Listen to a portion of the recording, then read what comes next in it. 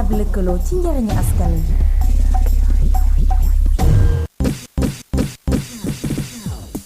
Sud FM, il est 22h.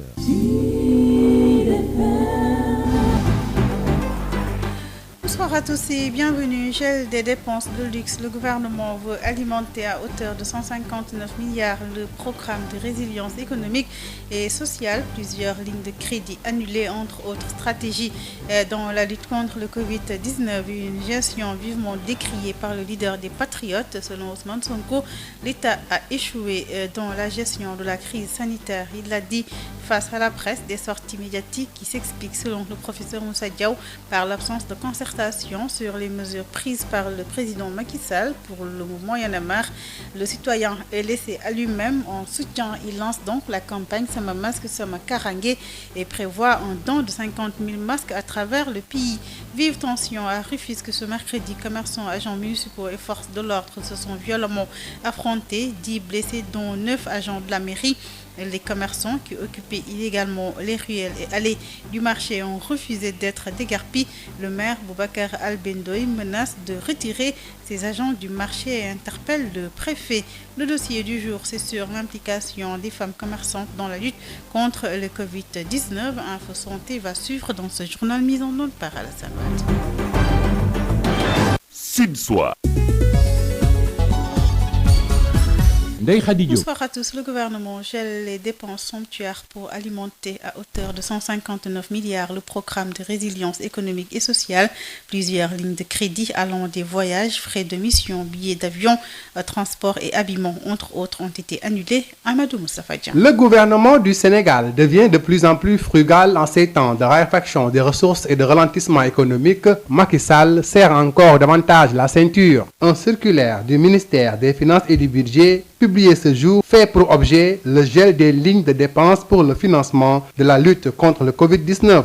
Le financement de ce vaste programme nécessite notamment un effort de recadrage du budget pour un montant de 159 milliards de francs CFA. Dans ce contexte, certaines lignes de dépenses pour l'année 2020 ont fait l'objet de blocages conformément aux dispositions de l'article 66 de la loi organique numéro 2020-07 du 26 février 2020 relative aux lois de finances qui permettent au ministre chargé des finances dans le cadre de la régulation budgétaire d'annuler les crédits. Ainsi donc, des crédits non encore consommés sur les lignes de dépenses ci-après ont été annulés. Conférences, congrès et séminaires, fêtes et cérémonies, frais de mission à l'intérieur du pays, frais de mission à l'extérieur du pays, autres frais de transport et de mission, billets d'avion, agents et familles, matériel de transport et de services, autres matériels de transport, location matériel de transport, habillement et accessoires. Toutefois, une exception a été accordée pour les forces de défense et de sécurité en ce qui concerne la ligne habillement et accessoires. Il en est de même pour l'éducation et l'enseignement afin d'assurer les déplacements pour les examens, des déplacements qui seront entièrement pris en charge et de manière dérogatoire par la ligne, autres frais de transport et de mission. Amadou Moustapha Dian, le bilan s'alourdit, 22 décès et 2105 cas confirmés depuis le début de l'épidémie. Pour le leader du parti PASTEF, les Patriotes, l'État a échoué sur toute la ligne dans la gestion de la crise sanitaire. Ousmane Sonko accuse le président Sall et son régime et note beaucoup de manquements dans les stratégies de lutte contre le Covid-19. Synthèse de son discours avec Isseignan. Gestion de la pandémie, un fiasco total, affirme Ousmane Sonko. Le leader du parti PASTEF, les Patriotes, accuse le président Macky Sall d'avoir démissionné. Il a abandonné ses responsabilités, manqué de courage politique, alors qu'on lui a permis de prendre toutes les mesures idoines avec la loi d'habilitation qui lui donne plein pouvoir. Pouvoir qu'il a utilisé de très mauvaise manière avec des mesures parfois inutiles comme le couvre-feu et sans aucune cohérence. C'est ce qui est à l'origine des résistances qui ont poussé le président Macky Sall à assouplir les restrictions pour, semble-t-il, éviter des émeutes. Selon Ousmane Sonko, l'échec du gouvernement dans la gestion de cette crise est patent et prévisible. Le gouvernement a fait cavalier seul décider seul, passer seul les commandes avant de tout confier à Mansour Faye, qu'il qualifie de ministre du riz et de l'huile et qu'il présente également comme le dauphin de Macky Sall. Ousmane Sonko estime que l'absence d'un programme détaillé, chiffré, a entraîné toutes ces défaillances. Pas de transparence, pas d'évaluation et donc pas de réajustement possible. Ousmane Sonko de rappeler qu'un simple transfert d'argent aurait suffi et aurait été plus utile. Il assimile les récentes décisions du président Macky Sall à de la panique et prédit des lendemains sombres puisque le pic de la pandémie n'est pas encore atteint. Raison pour laquelle le leader du parti PASTEF, les Patriotes, estime que la reprise des cours est inopportune. Ousmane Sonko accuse Macky Sall d'avoir sapé le moral du personnel soignant et l'invite à instaurer un nouvel ordre national avant de penser mondial. Sonko invite ainsi le peuple, puisque le gouvernement a démissionné, à rester mobilisé pour freiner le Covid-19 en respectant les consignes sanitaires. Rupture du consensus politique sur la gestion du Covid-19, le professeur Moussa Diaw se prononce. Il estime que ces sorties des leaders de l'opposition s'expliquent par le fait que les récentes décisions du président Sall n'ont pas fait l'objet de concertation et sont peu partagées. Voici le professeur Moussa Diaw au micro de Amadou Moustapha Dian. L'opposition est dans une posture d'attente, mais même elle est restée d'ailleurs à l'écart par rapport à la gestion. Et c'est maintenant, quand il s'est rendu compte que le président de la République a géré, a décidé, sans les consulter, alors là, c'est à ce moment-là qu'ils ont montré leur différence par rapport à la gestion, par rapport à un certain nombre de dérives qu'on a constatées sur la distribution de nourriture, etc. Oui, mais je ne sais pas s'il y a un échec, mais dans tous les cas, il y a des rajustements à faire par rapport à la situation. Il ne doit pas,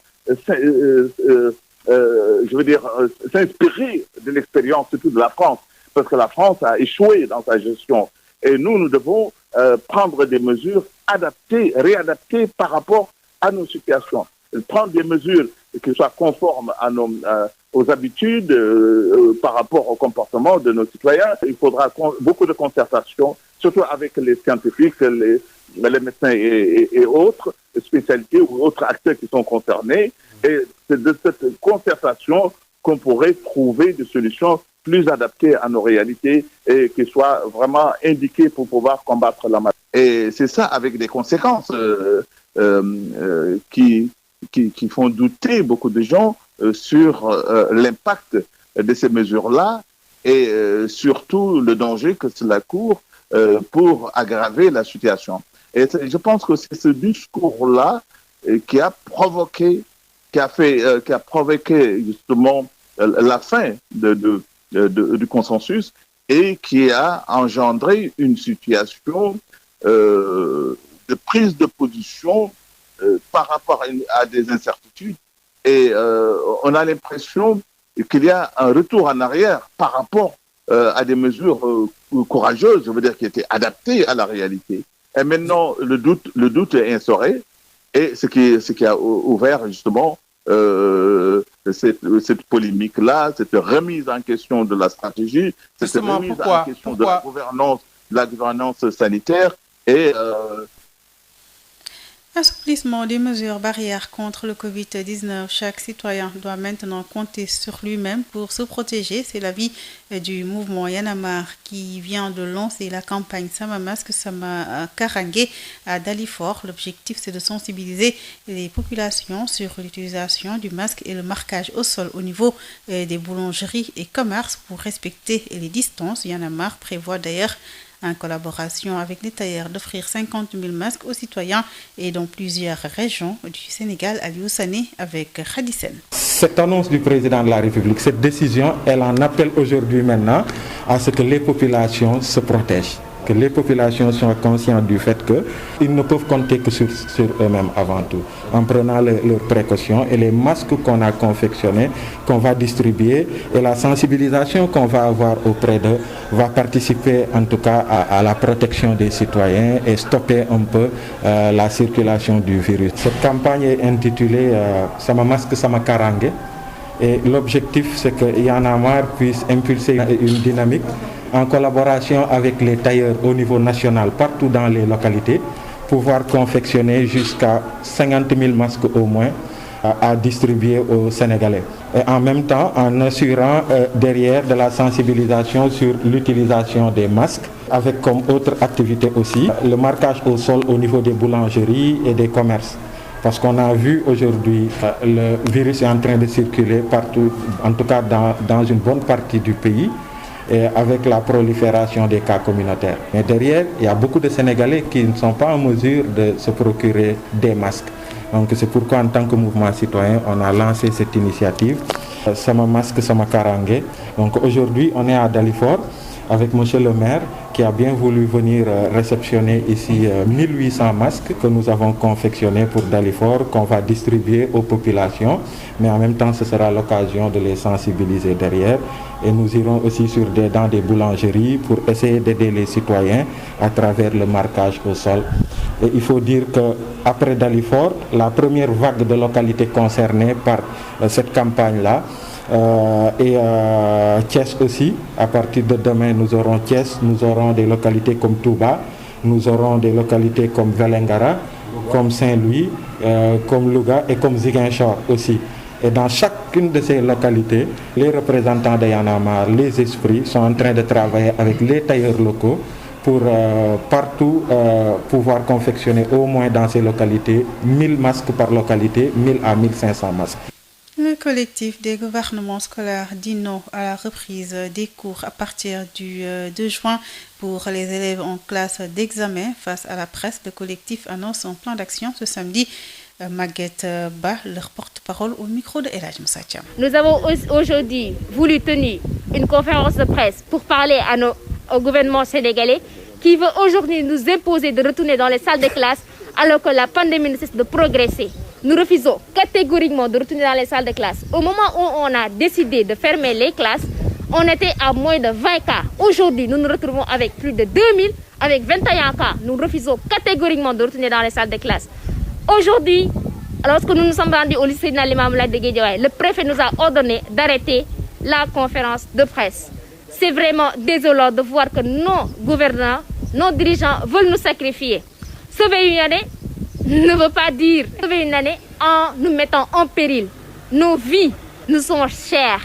Nous disons à tous nos camarades de refuser d'aller à l'école le 2 parce que non seulement ils ne peuvent pas nous assurer une sécurité. Oui, la plupart d'entre nous ne sont pas à Dakar. Et Dakar n'est pas au Sénégal. La plupart des élèves doivent quitter les régions pour rallier Dakar et vice-versa. Qui va assurer leur sécurité? Comment peuvent-ils nous assurer qu'ils vont identifier l'élève du commerçant? Il n'y a pas de carte d'identité qui va dire que telle personne est élève ou telle personne est enseignant. Il n'y en a pas. Donc, laisser les élèves ou bien la population circuler, c'est les sacrifier et nous n'allons pas l'accepter. Nous avons fait 2 mois de grève, 2 mois de confinement. Et aujourd'hui, ils veulent qu'en 1 mois, avec des horaires de 8h à 9h, de terminer un programme et de faire des examens. Ce n'est pas possible. Nos camarades élèves, nous vous donnons rendez-vous le samedi à 20h. Sortez tous de chez vous et faites un cri de cœur. Applaudissez et montrez au gouvernement que nous sommes vraiment désolés de ce qu'ils veulent nous faire. Sacrifier un élève, c'est sacrifier une famille. À Ziguinchor, on se prépare déjà à cette reprise. Des dispositions sont prises. Les acteurs du système se sont réunis pour baliser les pistes d'une bonne reprise des cours. Ignace Dey. Ziguinchor se prépare déjà à la reprise des cours le 2 juin prochain. Une décision qui fait l'objet d'une acceptation de toutes les parties prenantes qui se sont réunies ce mercredi matin autour du chef de l'exécutif régional, le gouverneur de région, Guédi Diouf, qui révèle. À la suite de cette rencontre, c'est l'acceptation de toutes les parties prenantes de la possibilité de reprendre les enseignements le 2 juin 2020. Ce qui a été posé comme condition, c'est prendre toutes les mesures nécessaires et mettre en place les dispositifs de contrôle sanitaire pour pouvoir permettre à tous les acteurs de pouvoir reprendre les cours dans des conditions acceptables. Un CRD qui a permis de décliner les modalités et dispositions mises en place pour cette reprise qui concerne tous les enseignants sans exception. Une précision faite par l'inspecteur d'académie de Ziguinchor, Cheikh Faye. Mais préciser qu'il s'agit des élèves des classes d'examen.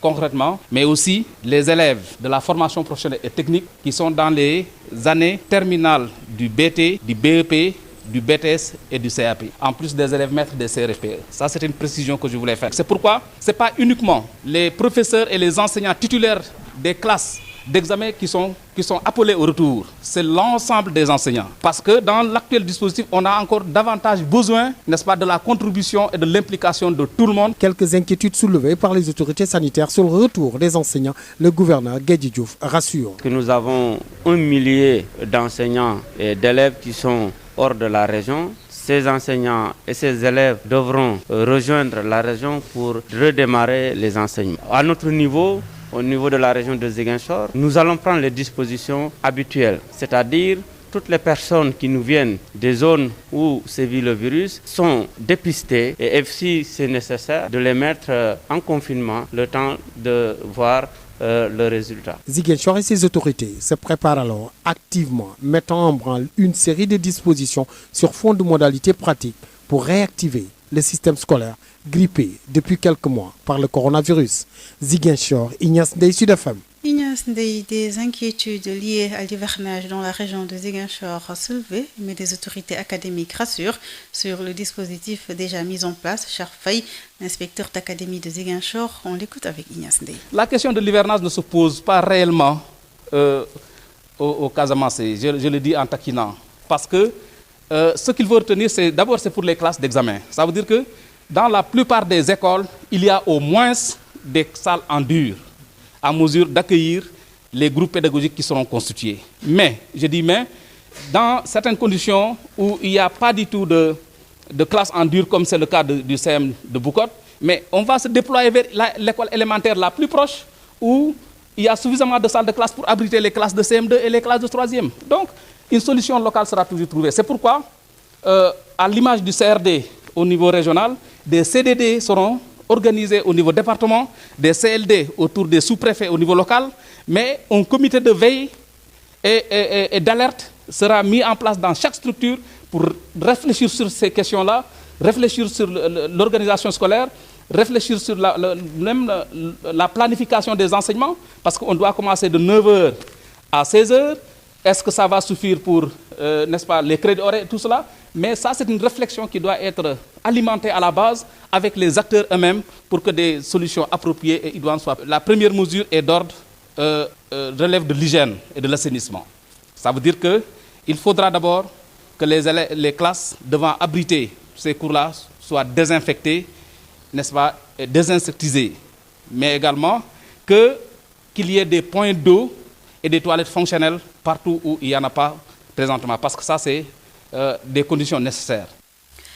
Vive tension ce mercredi à Rufisque entre commerçants et forces de l'ordre. Les vendeurs qui occupaient illégalement les ruelles et allées du marché ont refusé d'être déguerpis. S'en est suivi donc une bagarre entre vendeurs et surveillants du marché. La police est intervenue. Un vendeur aurait d'ailleurs été blessé par arme blanche. Au total, ils sont 10 blessés, dont 9 agents de la mairie. Correspondance de Lizia Sambo.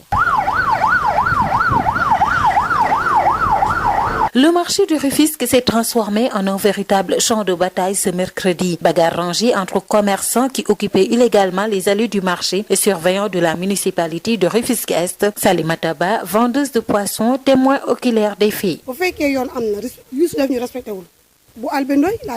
Tout ceci, c'est de la faute de Youssou Cissé, de la municipalité de Albédoy. C'est un véritable manque de respect ce qu'il a fait, parce que les forces de l'ordre avaient bien organisé les vendeurs pour qu'ils puissent vendre leurs marchandises. Lui, quand il est venu, il a voulu saisir leur produit, ce que les garçons n'ont pas accepté. Il a été le premier à sortir un couteau pour poignarder le jeune homme. Et c'est après l'avoir blessé qu'il a pris la fuite et les commerçants l'ont poursuivi. C'est ce qui a été d'ailleurs à l'origine de ce scandale. Et moi je pense qu'il ne se respecte pas parce que puisque le chef de l'État a ordonné à ce qu'on ouvre les marchés, ils auraient pu nous organiser. Au total, 10 blessés, dont 9 agents de la municipalité, un commerçant blessé par arme blanche. Idrissa Ba, adjoint au secrétaire général du bureau de l'Union des commerçants de Rufisque, déplore la situation. Tout le monde sait ce qui se passe dans ce marché. Parce que peut-être il a mis ses marchandises quelque part. Les surveillants ici, ils demandent de l'argent. Si tu ne donnes pas de l'argent, ils ramassent tes marchandises. C'est ce qui se passe ici au marché. Ils sont tous des corrompus. C'est ce qui a poussé le surveillant et le marchand jusqu'à le surveillant puisse lui poignarder. Mais dans quel pays on est pour qu'un surveillant puisse avoir un couteau? Ça, moi, je comprends. Très remontés contre les autorités rufisquoises, les commerçants ont mis le feu sur la route nationale et brûlé la voirie où les femmes avaient l'habitude de conserver leurs poissons. Il a fallu l'intervention des forces de l'ordre pour le retour à la normale. Rufisque, Denisia Sambo pour Sud FM. Le maire Boubacar Albendoy se désole de la situation mais menace de retirer ses agents du marché si une solution n'est pas trouvée. Il interpelle le préfet pour une bonne sécurisation de la ville. Boubacar Albendoy avec Denisia Sambo. C'est une situation quand même déplorable dans la mesure où nos agents qui étaient en fonction au niveau de ce marché central ont été agressés par des vendeurs à la sauvette. Cette situation quand même, nous l'avons senti, surtout hier, parce que c'est des bandes de jeunes qui viennent de d'autres localités, de Thiaroye, de Kermassar, pour venir imposer leurs lois, ayant des armes blanches, des couteaux, pour coûte que coûte vendre des légumes sur la voie publique. On avait demandé l'appui de la police pour la sécurisation de nos agents. Mais malheureusement pour des problèmes d'effectifs. Parce qu'il n'y avait que 4 agents de police qui accompagnaient ces jeunes. Ceci a fait qu'effectivement, cette masse de jeunes ont attaqué nos agents et en ont blessé au moins 9. Et ont brûlé 2 de nos véhicules. Les 2 véhicules qu'on avait, ils ont brûlé ces véhicules. Hier, j'avais échangé avec le préfet en lui disant que la situation que j'ai remarquée au niveau du marché ne me rassure pas. Et je lui avais même dit, si on n'a pas un apport de policiers, moi je risque de retirer mes agents au niveau de cette voie publique. Malheureusement, aujourd'hui, la situation est ce qu'elle est aujourd'hui. Eux, ils parlent d'une seule personne. Nous, on parle de 9 agents de la commune qui ont été blessés gravement et qui ont perdu beaucoup de sang. Et ce n'est pas une première fois. Depuis 1 an, moi j'ai attiré l'attention aussi du préfet. Depuis 1 an, au niveau du marché central, c'est des jeunes qui viennent en masse avec des couteaux, le matin très tôt, à 6 h du matin, pour imposer leurs lois. Soit c'est des vendeurs comment dirais-je, ambulants de poissons, ou bien c'est des vendeurs ambulants de légumes. C'est une situation qu'on ne peut pas maîtriser. Aujourd'hui, je ne vais plus laisser mes agents dans ces conditions-là. S'il faut même les retirer. Sud FM, le dossier. Avant Info Santé, je vous propose le dossier du jour qui porte sur l'implication des femmes commerçantes dans la lutte contre le Covid-19 dans les marchés. Au marché de Grand-Yoff, aucune disposition n'est mise en place, aucune disposition n'est prise. Les gestes barrières ne sont même pas respectés. Par contre, au marché Dior des Parcelles Assainies, les commerçantes ont pris les devants. C'est dans ce dossier signé Birama Ndiaye. aar sa bopp aar ñi la jege fagaru gan faju digle yi nan ko jëfe aar sa bopp aar ñi la jege man ko amoon na ma xolle téeméer rek laa yor bëgg jënd man ki mooy xolle Koumba Gueye, installé devant ces tas de légumes, tomates et autres condiments, porte le masque non au visage mais sous le menton.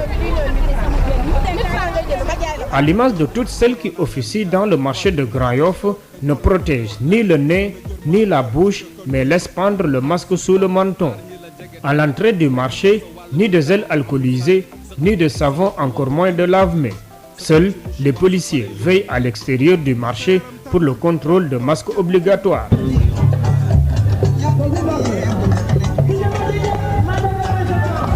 Dans les artères, pas de respect de la distanciation sociale. Devant les étals non plus. Toutes les conditions sont réunies pour choper le virus. Ici, on ignore les gestes barrières conseillés pour stopper la profusion du coronavirus. Ces commerçantes sont plutôt occupées par le gain. Mais ça, c'est obligatoire. Parce que nous sommes des pauvres. Nous ne sommes pas riches. On n'a pas l'argent. À la maison, on n'a rien gardé. Donc on doit voler au marché. On se débrouille pour avoir quelque chose. Pour avec nos familles. C'est ça. Au moins, il faut ñu lekk ñu naan. Léegi boo fekkee tey da nga ñëw marché tey.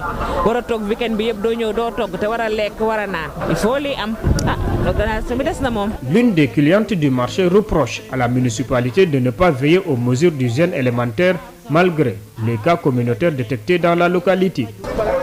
On devrait mettre à la disposition du marché des masques, du gel alcoolisé, des lave-mains devant chaque boutique. Et aussi exiger les clients de se laver les mains ou leur donner du gel alcoolisé et faire de telle sorte que la distanciation sociale soit respectée et aussi filtrer les entrées. C'est ce qui devrait se faire, mais ce qui se passe ici n'est pas une solution.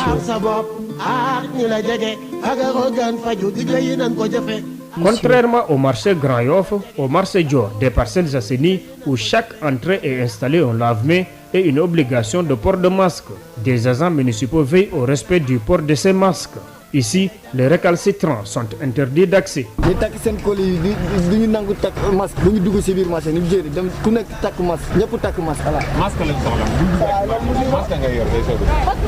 Ces mesures sont bien suivies par les commerçantes et vendeuses de légumes et autres condiments, même si l'on constate que la peur gagne du terrain.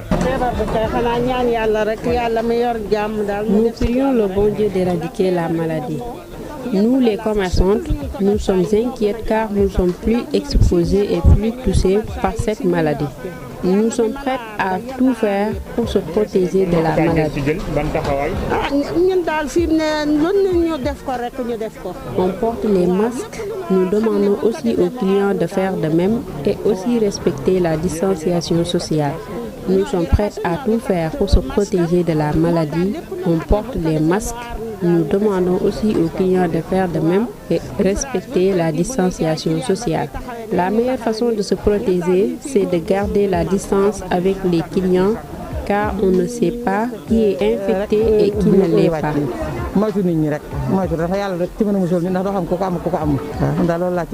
Cette implication va au-delà de leur lieu de commerce, nous dit cette vendeuse de légumes. On suit à la lettre des gestes barrières. Une fois à la maison, on se déshabille, puis on se désinfecte. Avant de faire quoi que ce soit, avant de sortir du marché, on se désinfecte aussi.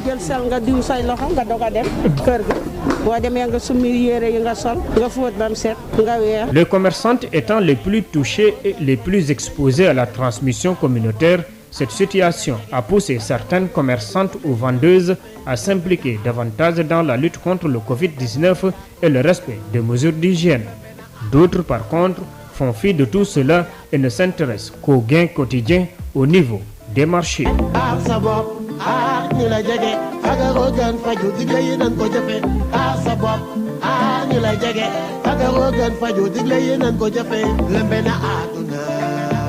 Sud FM chez vous, à tout instant. Biotox anti-moustique pour le corps, les vêtements, les rideaux et draps vous protège contre les moustiques chez l'adulte et l'enfant. Val d'Afrique vous offre votre journal de la santé. Bonjour à tous et bienvenue. Info Santé reçoit ce mercredi professeur Emmanuel Bassène. Bonjour. Bonjour Madame Diop. Vous êtes pharmacien, ancien interne des hôpitaux, professeur titulaire de pharmacognosie, ancien chef du laboratoire de biochimie de l'hôpital de Fann et ancien vice-président de l'ordre des pharmaciens du Sénégal. Professeur, à votre avis, est-il utile d'utiliser l'artémisia et le Covid Organix dans la thérapie contre le coronavirus? Pour ce qui est de Covid Organix, on doit se fier à l'expertise de nos collègues malgaches, expertise qui a été soutenue par le président de la République. Alors donc, Covid Organix, on doit le prendre comme tel. Bien sûr, il sera accompagné de toutes les garanties que vont nous donner nos collègues malgaches. Maintenant, Artemisia, il faut prendre ça comme une plante qui a toujours été utilisé contre le palu et contre d'autres fièvres. Donc, et qui a été testé sur d'autres types de virus qui sont de la famille des corona.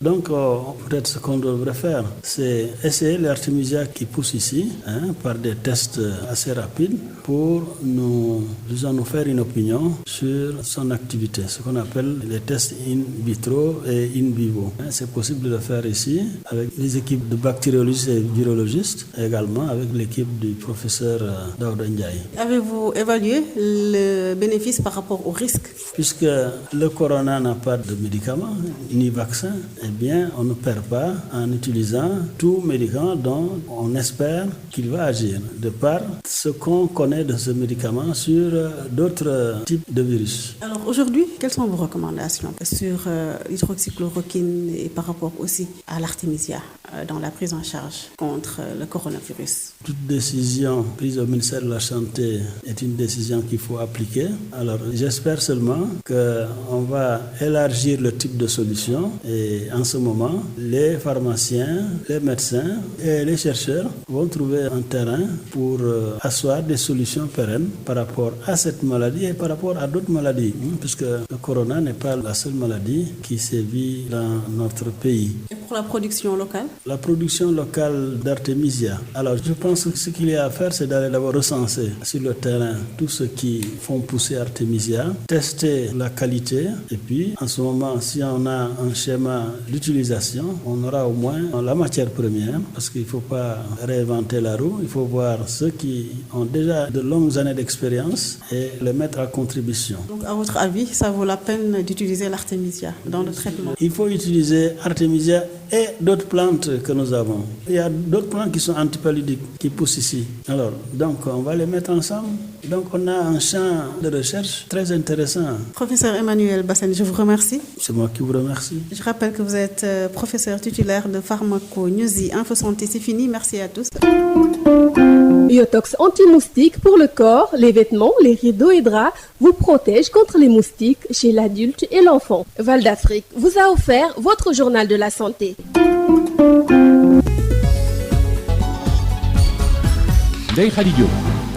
Le rappel des titres, gel des dépenses de luxe. Le gouvernement veut alimenter à hauteur de 159 milliards le programme de résilience économique et sociale. Plusieurs lignes de crédit annulées, entre autres stratégies dans la lutte contre le Covid-19. Une gestion vivement décriée par le leader des Patriotes. Selon Ousmane Sonko, l'État a échoué dans la gestion de la crise sanitaire. Il l'a dit face à la presse. Des sorties médiatiques qui s'expliquent, selon le professeur Moussa Diaw, par l'absence de concertation sur les mesures prises par le président Sall pour le mouvement Y en a marre. Le citoyen est laissé à lui-même. En soutien, il lance la campagne Sama Masque, Sama Karangé et prévoit un don de 50 000 masques à travers le pays. Vive tension à Rufisque ce mercredi. Commerçants, agents municipaux et forces de l'ordre se sont violemment affrontés. 10 blessés, dont 9 agents de la mairie. Les commerçants qui occupaient illégalement les ruelles et allées du marché ont refusé d'être déguerpis. Le maire Boubacar Albendoy menace de retirer ses agents du marché et interpelle le préfet. Le dossier du jour, c'était sur l'implication des femmes commerçantes dans la lutte contre le Covid-19 avec Birama Ndiaye. Info Santé a mis fin à cette édition mise en monde par Alassane Wad à la présentation des Hadi Diop. Dans quelques instants, votre émission Objection en rediffusion avec Bayou Marguerite. Merci d'avoir suivi.